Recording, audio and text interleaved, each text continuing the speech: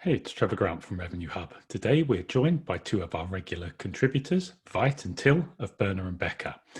In this video, we discuss a checklist Veit and Till have put together recommending daily, weekly and monthly tasks revenue management professionals should be undertaking during this crisis situation. Feel free to comment below if you agree with this list or would add anything you think has been missed. We're always interested in your comments. You will see on the video timeline that it is broken into chapters. You can either watch it from start to finish or scroll along to pick the areas of most interest to you. Finally, as always, if you're keen to hear more from thought leaders in the hotel and travel sector, please subscribe, click on the bell so that you know when we have new content. And if you like what we're doing, please do give a thumbs up. It really helps the channel. Anyway, hope you enjoy it. Roll the intro.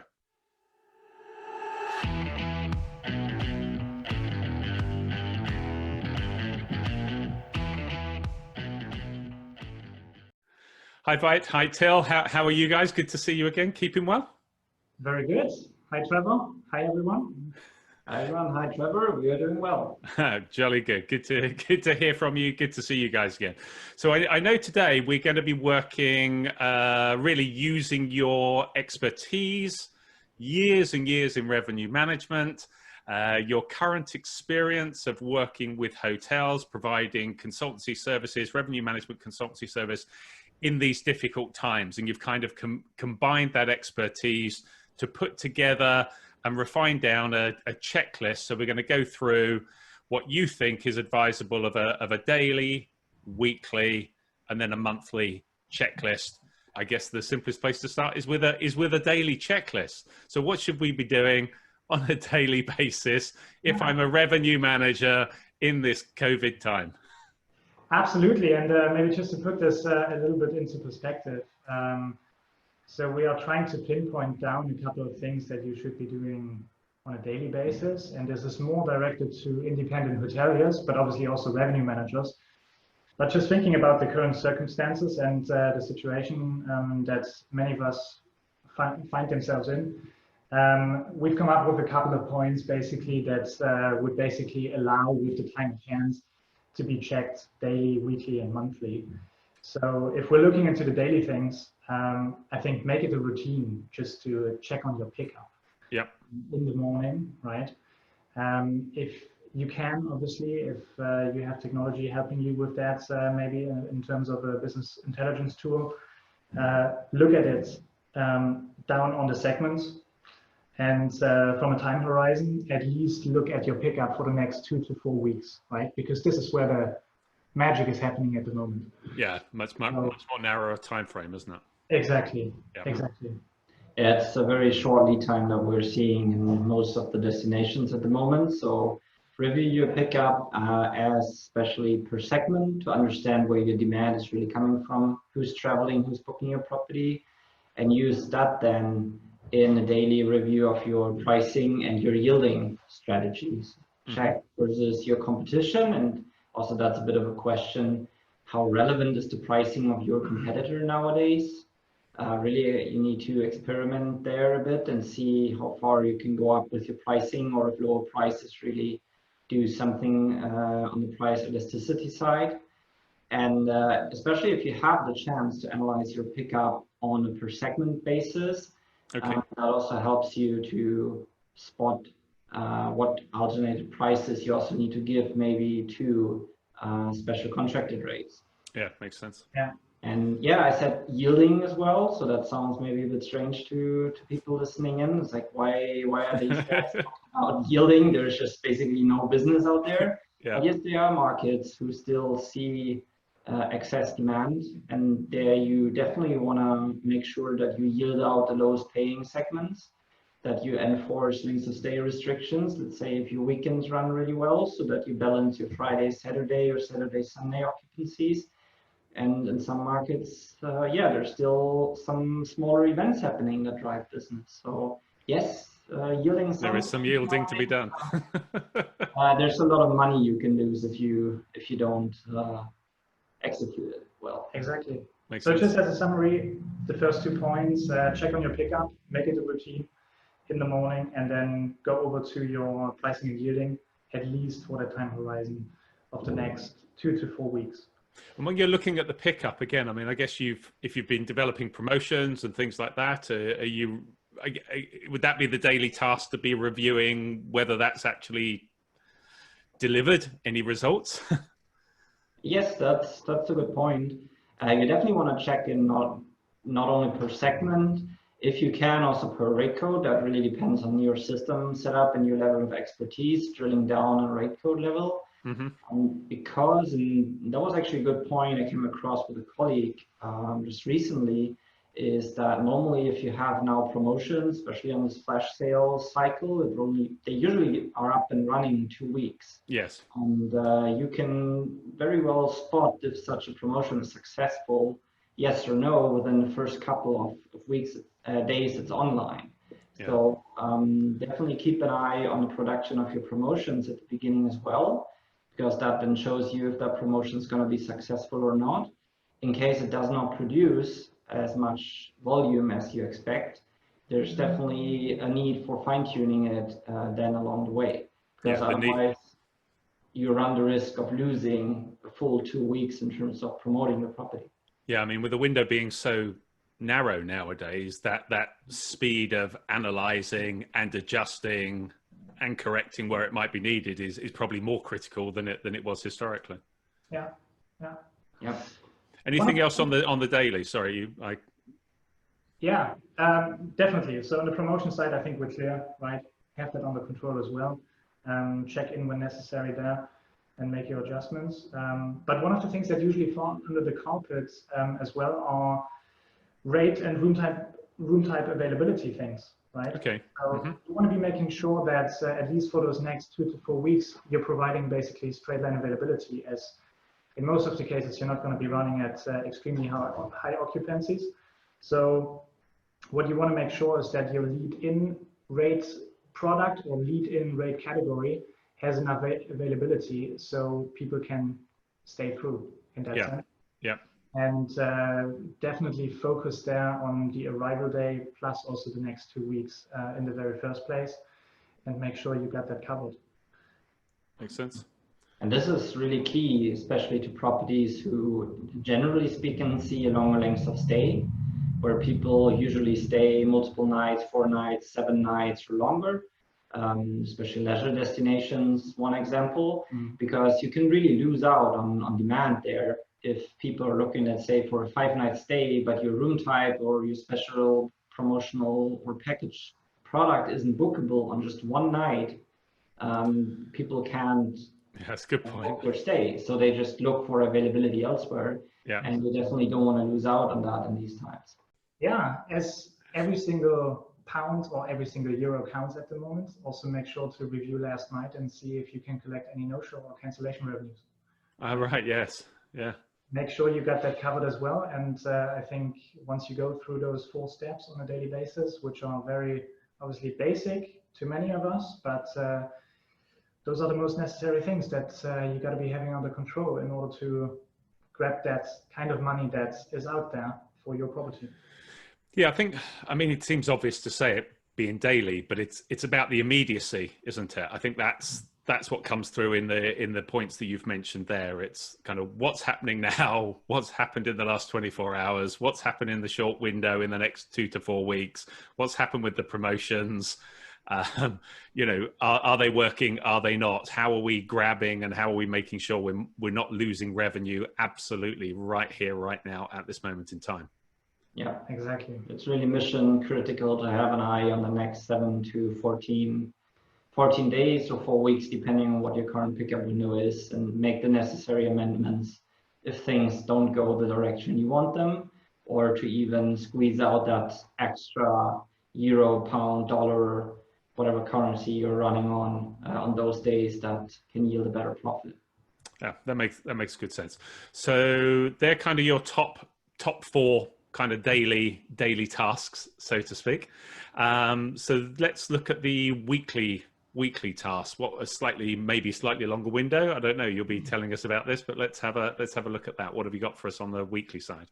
Yeah, absolutely. I think for the weekly things, it's all about learning on what has happened during the course of the week, and how you can apply those learnings basically moving forward, right? So one of the first things we would be looking at is feeder market performance. So we want to understand where that current demand is actually coming from. Yeah, we've spoken about that a few times in previous. Exactly, and it's more relevant than ever, right? Because you want to get that idea of, okay, which geographical area is currently traveling, maybe also in conjunction with different travel restrictions that are still out there, right? And you want to just have that in mind, basically, so you can then target as a second point, if you're looking at channel performance as well, and you understand which channels are driving your current demand in which kind of segments, you can then form a little bit of a better picture on how you can basically maximize on those couple of bookings that you from different areas via different channels, and develop some sort of a plan how to move forward with that. Good point. That can basically include, like we did that for some of the properties. You can use social media budgets, especially on Facebook or other search engines, to target special feeder markets. Of course, you can also go to old school kind of print media for an advertisement in a more locally distributed newspaper, or even for a country. If you, let's say you're a hotel in Switzerland or Austria, you usually have guests from Germany and you still need a few more, or it's picking up nicely and you see that there's more business possible. Just look into these opportunities as well. And then as Veit already pointed out, channel performance, try to squeeze every penny out of those channels that really work well, commission overrides, travel ads, or any other opportunity that there is. Makes sense. And that's those will be the first 2 points. And we did that as a weekly because we felt like if you do that on a daily basis as well, it's just very probably going to be too much, isn't it? A bit time consuming. Yeah, absolutely. But another really powerful tool, especially we see that this makes sense also on a weekly basis, is that you look at the groups that are still out there. Like, there are still some out there. Still a couple of them. Yeah, that's why good to hear. That group market completely crashed in prices, and now with countries opening up again, allowing for bus travel, for example, again, there are more and more groups traveling, and we do see a clear upward trend in the pipeline. That's encouraging. Requests placed still for Q4 this year, but also for the full year next year, depending on the demand cycle in the destinations. So you definitely want to grab that part of the business, because for many properties it's just incremental revenues. Absolutely. The transient side isn't fully booking the property. And I think it's easy, sorry to interrupt, it's easy to fall into the trap that group business isn't there, and you roll that into the meetings and events, and I'm sure revenue managers aren't sitting there not looking at every particular option, but it can be easy sometimes to just think, oh, there isn't that business out there, and forget. Yeah, exactly. As you say, just on a weekly business to just be checking. If there's nothing there, it doesn't take very long. But you want to see if there is something happening. Listen, it has to remain part of a certain weekly routine, basically following up on your group pipeline, and also understand obviously what is still out there, right? Yeah. And maybe as a hint, Till was saying this very nicely earlier. It might not always be the price that basically decides on if a group would want to book with you, especially nowadays. So there's other things there which go down to the lengths of is the cancellation policy flexible enough? Yeah, good point. That would make that group actually convert at the end of the day.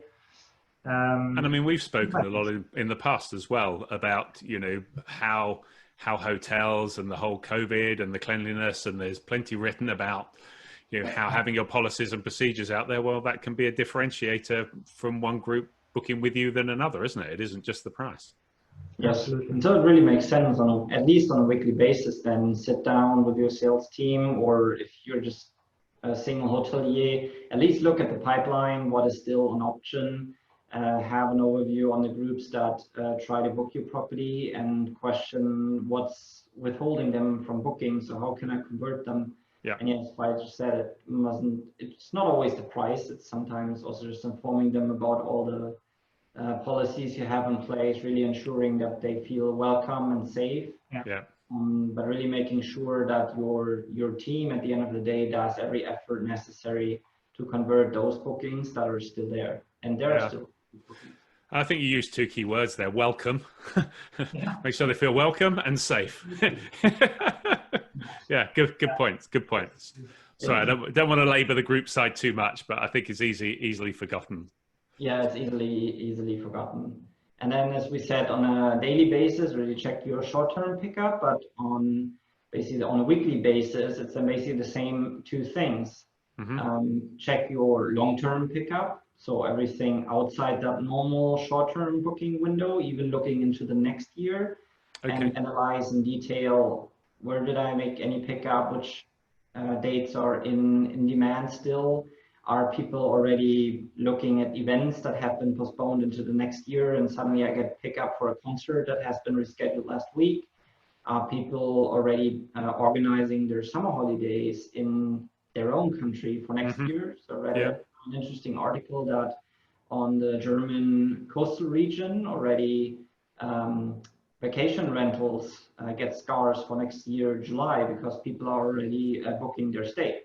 Oh, right. So keep an eye on long-term pickup at least once a week to make sure you capitalize on any pickup that's already coming in. Yeah, good point. And then, as we said, on the daily to-dos, if you do your daily pickup check and pricing and yielding, that same thing applies, of course, and also long-term. So I've got you. So on the daily, you've got the two things: the pickup, the pricing, and the yielding. You're doing that daily, but that's in the 2 to 4 week window. Yeah. And then when you shift to the weekly, you still have those two core tasks, the pickup and the pricing and yielding, but on the weekly basis, you're now extending that out and you're looking from sort of 4 weeks onwards, so a month onwards and into the next year. Exactly. Yeah, exactly. Yeah. Okay. Right. And I think Till mentioned one of the last points actually to put that on a checklist for weekly things to do. Have a look and get yourself an overview again of which kind of fairs or maybe special events are going to be happening. If there have been any changes that have been announced in the past week, basically, and check on your pricing, obviously, for those special event dates as well. So if they have been cancelled, something has been cancelled, the concert has been cancelled in January, then obviously make sure you adapt your pricing and you also adapt your cancellation policies. Yeah, good point. In case you have them specially integrated there. Yeah, make sure you get a head start before your guests know, Yeah. because otherwise you sell out quite quickly at very flexible cancellation policies, and that's posing a high risk on your business, of course, in the next year. Yeah, no, good point. Good point. And what about looking at sort of just keeping an eye, competitor, market share? What should we be doing around that? Is that more of a monthly task or a weekly task? I guess it's a weekly thing, is it? You'd be doing? Yeah, I think it's a good question. We see it kind of both ways. For definitely properties in a very competitive environment that still run on, let's say, okay, this really good occupancy levels at the moment, producing good KPIs, and we do see quite a few of them in the leisure regions. It's definitely a weekly thing, because it's a bit like this sense of urgency that we talked about at the very beginning. You definitely want to check, for example, on your promotions, how they perform. Of course, you also want to know directly after a certain day or week has passed, like, how did I do? Did I do better or worse than my competition? What did they write? What did I do right? So in case you're in a really competitive environment, it makes sense on a weekly basis to go through your market share results and directly implement changes or learnings. But in other destinations, it's also well worth just looking at it on a monthly basis to save some time per week and then just have one look at the past month. Yeah, no, that makes sense. So there were 7 weekly core tasks there. If I pick those up, so that's right. I mean, there's slightly more than a daily, but then there we go. Let's then look at the monthly. What are we focusing on for our monthly tasks? Well, definitely, as we already talked about, I think on one of the previous podcasts already, especially when we released the white paper back in May, everything is about scenario planning, mapping out the future. Of course, there's still a lot of uncertainty out there. Absolutely. You definitely want to write at least a monthly forecast for the next half a year or a year to map out where your property should evolve into, how your segments are evolving. It's really on a daily basis per segment, your volume and your revenue forecast, to have a starting point for all the strategic initiatives that follow this outlook into the future. Yep. It's basically the base point for then going on discussion with your sales and marketing team on how to best place the product for the future. I think with the things that we said on the weekly tasks, they were all about, you know, learning and understanding. And now on the monthly tasks, we're more going into that planning mode. Yeah, that's a good point. Forecasting, as Till just said, obviously one of the points. There's a couple of more that we're just coming to, but on the forecasting side, also make sure you're being realistic, right? All the learnings that you had, all the understanding that you took out of your couple of weekly tasks and that you collected over the course of the month, you can apply them basically to get a head start with your forecasting as well. And it might be enough if you do that on that rather basic level of doing monthly forecasts for the next couple of months, maybe let's say 6 months. But it's all about being realistic and putting things into perspective. So don't go into that mode of wishful thinking and then get lost in, you know, thousands of actions that you can think of in terms of how to get there. Be realistic. This is the key. You know? And again, I think it's a bit like what you're doing with the tasks here. You know, there are up-team tasks, but it's let's narrow it down and focus on what are those that we can action and what are those that are likely to have the biggest impact now, because it's all with a greater sense of immediacy. What else have we got on those months? Sorry, go on. Tasks are also doable for like the broad range of hotels, because we do know that not everyone has the most advanced technology. Good point. And access to forward-looking data, so that's basically limiting the list. No, that makes sense. What else have you got? What else should we be thinking about on a monthly basis? There's definitely a lot of analysis to be done. So for example, talking about your fixed rates, like let's say your corporate accounts. We do know that basically after summer holidays were over, everyone was hoping for corporate production bouncing back and returning to last year's level, which in many destinations obviously does not happen. No. So you definitely want to keep an eye on your corporate volume and see which clients are still booking, which ones are not booking, and then maybe set up an action plan on how to increase performance from those who are still there, but on a lower level, and inquire why are those other accounts not traveling? Are they now staying with a competitor, or have they shifted their travel policy completely and just do online meetings? So that's really where you can get a head start versus the competition. I mean, that's quite a good point. Well, of course, it's quite a good point. Otherwise, you wouldn't have made it. But maybe I should with an interesting point, because when you're forecasting, part of that is you're going to be building into your forecast potentially corporate business. But understanding whether that business is delayed or whether the business has actually shifted would help to add a factor into how realistic it is for you to forecast that corporate business in the future. Yeah, does that make sense? Is that sensible? Yeah. It's all about staying up to date with the latest kind of developments, especially in the local market. So just thinking about, in the unlikely case, but if it is the case that, let's say, a new company is opening up somewhere close to your hotel, close to your market, you got to be knowing of this, right? And then you can obviously approach them. Same goes for what Till mentioned earlier.